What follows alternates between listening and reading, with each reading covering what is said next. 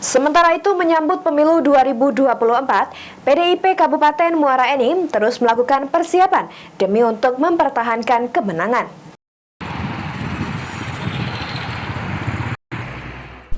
Menghadapi Pesta Demokrasi 2024, Partai Demokrasi Indonesia Perjuangan Muara Enim terus melakukan persiapan mulai dari persiapan kader dan strategi politik agar tetap bisa mendapatkan hasil terbaik.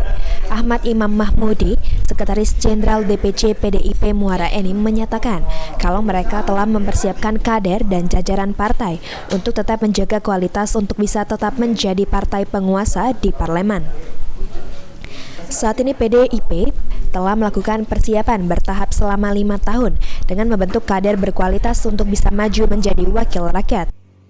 Semua hal jauh-jauh hari, karena kami bukan semata-mata hanya sebagai peserta pemilu, tapi kami partai yang memang benar-benar menjalankan kebijakan produk pemerintahan. Maka persiapan ini dari awal, mulai dari 2019 sampai 2024 ini secara bertahap kita laksanakan konsolidasi terhadap mesin partai.